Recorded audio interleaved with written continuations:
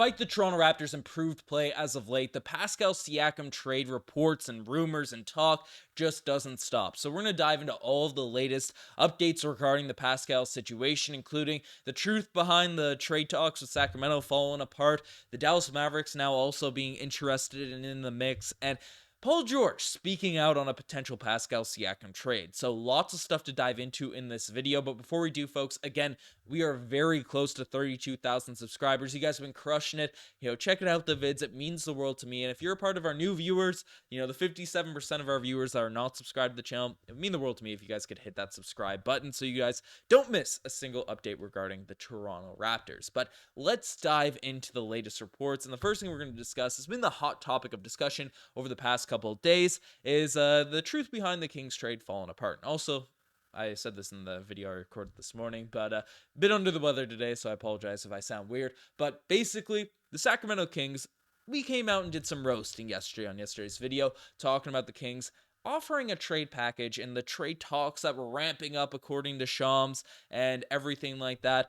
That all the Kings were willing to offer was a package that was centered around Harrison Barnes. Obviously, other pieces would have to be involved in order to make the money work, but the way that language is used, it means that the centerpiece, the main value the Toronto Raptors are getting back will be Harrison Barnes coming back to the Toronto Raptors. And frankly, I think that's embarrassing. It's as if the Toronto Raptors went to, obviously Luka's a way better player, or Nikola Jokic or Giannis, one of these guys, and said, "Hey, we'll give you a nice Gary Trent Jr. for Giannis Antetokounmpo.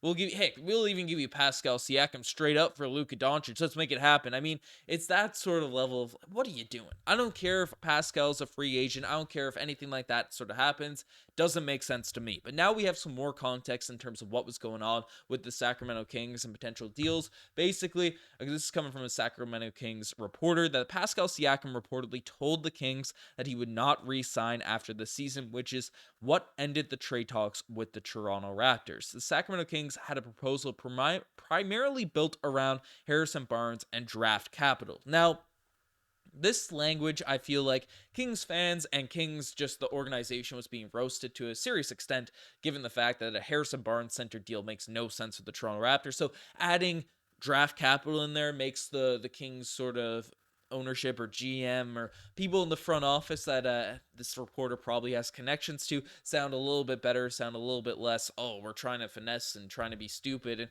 get the reputation Masai Ujiri has accrued over the past year and a half or so as, a GM, a front office that just wastes people's time. But still, draft capital, if it was actual picks, that reporter would have said, oh, first round picks.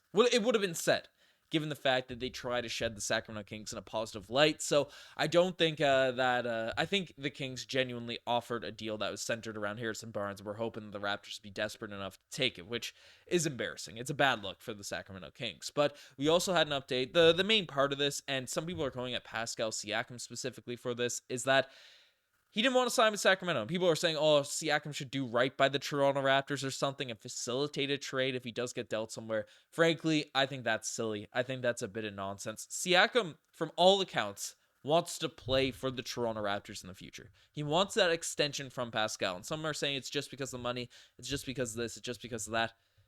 I don't agree. I think he genuinely likes being in Toronto. He likes his group. He likes the city. He likes the fan base. He's comfortable in Toronto. So he doesn't want to be dealt away to a team like Sacramento, who, again, are good. It'd be a nice roster situation, him, Fox, and Sabonis. But he wants to make things work in Sacramento, in Toronto, despite the fact that he's been dangled in a bunch of trade rumors. And Grange gave some more context to this as well, saying that he had in his column the other day, but his understanding is the Kings weren't interested in trading Keegan Murray, which has been reported left, right, and center. Again, no sense for the Toronto Raptors to make a deal if Keegan Murray's not involved. And Siakam, and they weren't interested in offering Siakam a full max contract. So tough to find a trade that pleases anyone except the Kings. I would think. So what's really going on here? Siakam's not willing to sign an extension. They aren't willing to sort of give him a full max, which is the contract he's going to get. He's too good of a player not to. I mean, why would Siakam facilitate or even be willing to say, oh, I'm open to re-signing for a Sacramento Kings team, an organization I'm not familiar with that has been good as of late, but has had a history of very poor sort of management and running the team and stuff. Why would I agree in principle to a contract extension with that when they're unwilling to give me the max? They're unwilling to sort of give me the deal that I want in a city that, again, I've actually been to Sacramento. I thought it was pretty nice, even though people kind of trash on it a little bit, but it's not one of the glamour destinations in the NBA. Why on earth would he do that, and why would Raptors fans expect him to do that?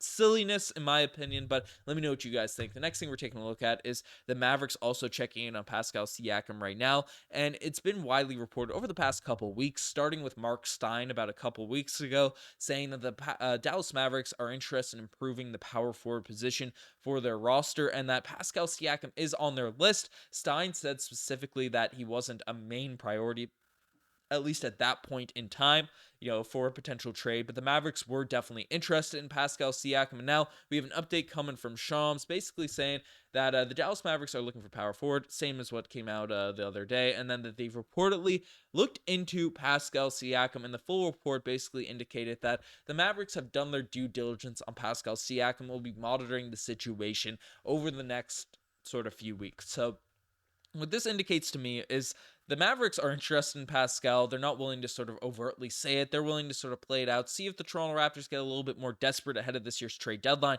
They also noted that Jeremy Grant was a player that the Dallas Mavericks are also interested in. So they're trying to see if things fall apart for the Toronto Raptors, how things sort of shake out, and they can swoop in and steal Pascal Siakam on the low, which isn't going to happen. Masai Ujiri's too stubborn to sort of let that sort of go down. He'll let him walk for nothing before he sort of trades for a sub-value deal. Again, Lively's the only player I really want from the Dallas Mavericks, and we'd also have to get some contract matching and stuff like that. So, I don't know. The Mavericks have some decent pieces, particularly Lively, but I'm not sure, especially just looking at Mavs fans talk on the internet, they don't seem that interested in giving him up. So, let me know what you guys think about a potential Mavericks deal there. But the last thing we're sort of taking a look at is Paul George speaking out on a potential Siakam trade. Now, again, the rumors are coming hot and heavy. I don't blame you if you're missing it. And if you are missing sort of the latest updates, subscribe to Raptors Digest. We'll keep you up to date. But the big hot topic around Raptors land, at least over the weekend, was a potential Warriors trade. And Jonathan Kuminga coming to the Raptors after he expressed frustration with Steve Kerr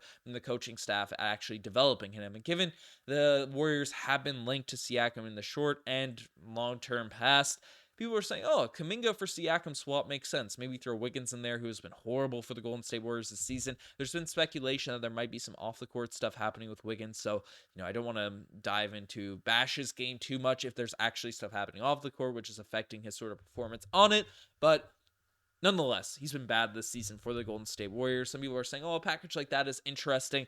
Again, Kuminga is an interesting young piece, has some value, definitely wouldn't be a horrible sort of acquisition if the Toronto Raptors made a trade, but in a deal centered around Pascal Siakam, who, again, all-NBA guy that seems to want to play for Toronto, that's fit in well with this team, has won a championship. What are we really doing here? For Jonathan Kuminga, who does have some potential, but again, isn't getting consistent run on a Warriors team that could desperately use a guy like Kuminga, I don't know.